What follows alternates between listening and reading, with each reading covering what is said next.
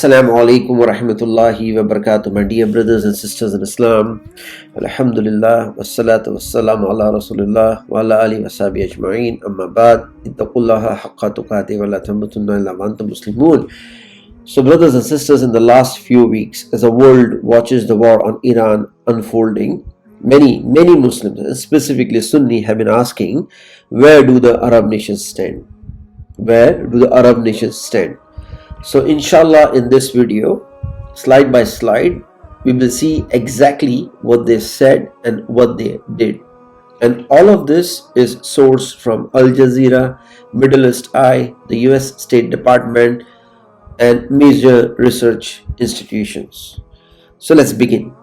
So on the 20th of Feb 2026, the US and Israel, they launched a surprise joint attack on Iran, assassinating Supreme Leader Khamenei and dozens of senior officials.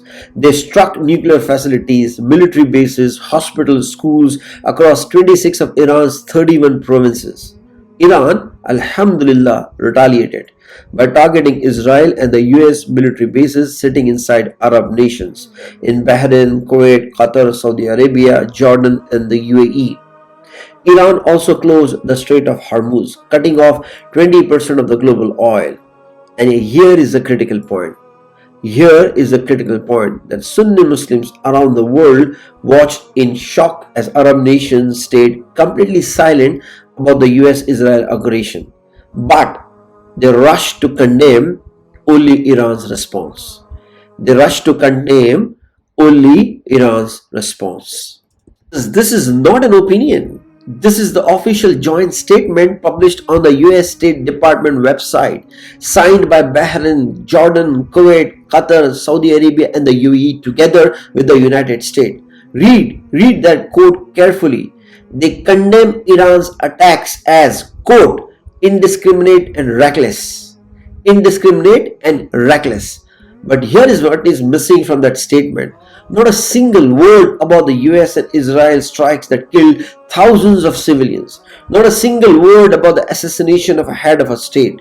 Not a single word about the bombing of hospitals and cultural heritage sites. 6 Arab Muslim majority nations stood next to America and pointed the finger only at Iran. And brothers and sisters, Saudi Arabia's role deserves special attention. The New York Times reported that Crown Prince Mohammed bin Salman personally lobbied Donald Trump, calling the attack on Iran a historic opportunity to remake the Middle East. A historic opportunity to remake the Middle East. Trump publicly confirmed this, saying, and I quote, "He is a warrior. He is fighting with us."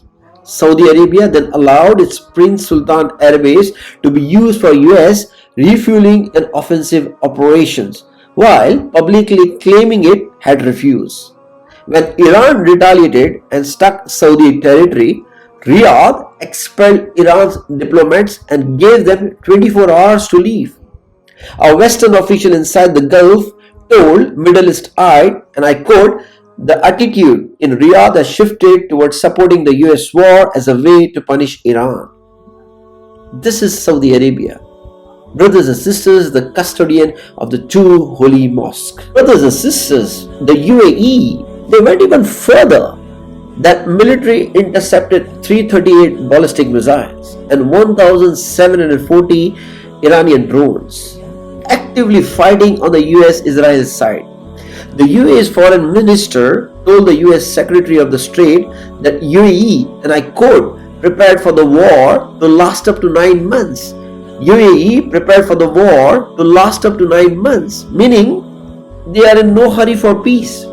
Their ambassadors to Washington published an op-ed in the Wall Street Journal titled, "The UAE stands up to Iran." The UAE stands up to Iran, demanding stronger action, not a ceasefire, stronger actions. And Iranian intelligence concluded that UAE's role went beyond just hosting bases. It was active participation from the very beginning of the war. Now let us go country by country. Brothers and sisters, Bahrain hosted the US Navy's 5th Fleet and co-signed every joint condemnation of Iran. Kuwait prosecuted his own citizens for sharing social media posts about Iranian attacks, silencing public opinion. Qatar, despite suffering the worst single strike on any Gulf state, with its LNG plant damaged for 3 to 5 years, still signed the anti-Iran statement and said nothing about Israel. Jordan co-signed the US statement and helped present the anti-Iran UN resolution. Morocco's King Mohammed VI personally called the Gulf leaders to express solidarity against Iran, and all 6 GCC states allowed their airspace and bases to be used while pretending to the Muslim world they were neutral. This slide, brothers and sisters, answers the question which many of our Muslims have been asking for years. What are those US bases actually for? What are those US bases actually for? And we were told that they were there to protect Arab nations. But this war has made it crystal clear, starting with Prince Sultan Air Base in Saudi Arabia, used for US refueling and offensive strikes on Iran. Al Udaid in Qatar, the largest US base in the entire Middle East, served as CENTCOM's command headquarters for all air operations.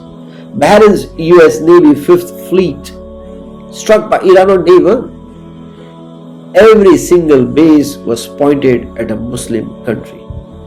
So brothers and sisters, the protection was never for Muslims.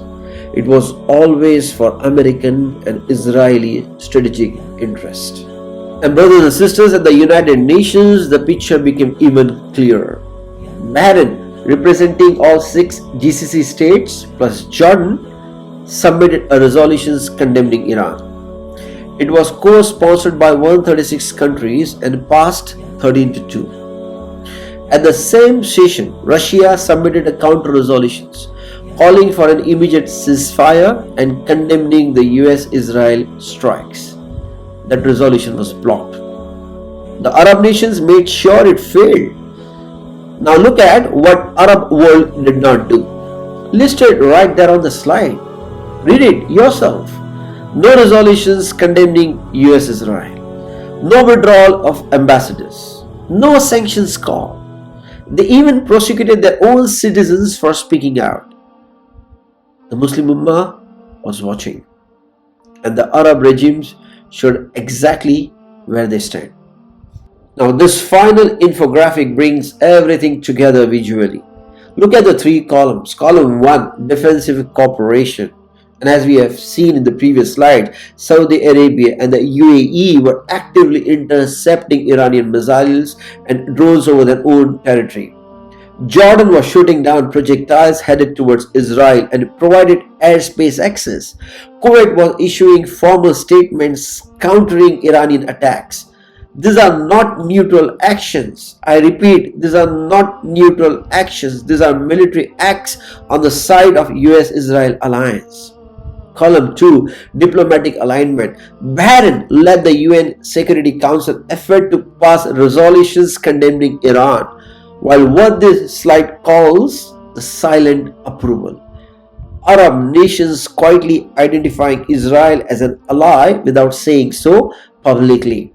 Column 3, base access and strategic logistics. Qatar and Saudi Arabia served as hubs for the US 379th Air Expeditionary Wing and Prince Sultan Air Base. The UAE was actively lobbying at the UN to keep the Strait of Hormuz open, directly countering Iran's strategy. And the strategic summary at the bottom says it plainly. There is a core gap. There is a core gap, and listen to this very carefully. The people, the Muslims of Arab nations, they feel solidarity with the Muslim Ummah. The Muslims, the people of Arab nations, feel solidarity with the Muslim Ummah, but their governments view Iran as an existential threat and have chosen the US-Israeli defensive architecture over Muslim unity. That gap between the rulers and the ruled is something every Sunni Muslim needs to understand. I repeat, that gap between the rulers and the ruled is something every Sunni Muslims need to understand. So brothers and sisters, let's do our best to share this slide, socialize this slide to as many as we can, because this knowledge has to be known to as many Muslims as we can. So let us summarize. Point 1. Arab nations allow their bases to be used against a Muslim country despite public denials. Point 2. Saudi Arabia did not just stay silent, it actively lobbied for the war. Point 3. Every joint statement condemned only Iran, never the aggressors. Point 4. At the UN, Arab nations ensured the ceasefire resolution was killed. And point 5, and this is perhaps the most important one, the US military bases in Arab lands were never there to protect Muslims. They were always there to serve Washington and Tel Aviv agenda. The war on Iran has lifted the curtain. Alhamdulillah, the war on Iran has lifted the curtain. And finally, brothers and sisters, nobody is asking us to take any political side. Nobody, really nobody. The ask is only to be informed. We cannot remain heedless. We just cannot remain heedless. So make dua for all the oppressed in Gaza, in Iran, in Lebanon, in Palestine, in Sudan, everywhere, wherever our Muslim brothers and sisters are getting persecuted. Share this, please share this with your family and community, so that they can understand what is happening in our ummah. Jazakallahu khairan for watching. Please like, share and subscribe, and leave your thoughts in the comments below. Assalamu alaikum wa rahmatullahi wa barakatuh.